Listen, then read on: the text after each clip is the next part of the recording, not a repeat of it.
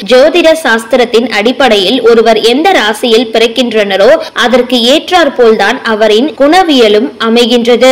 அந்த வகையில் குறிப்பிட்ட சில ராசியை சார்ந்தவர்கள் அதிகமான கூச்ச சுபாவம் உடையவர்களாக இருப்பார்கள்.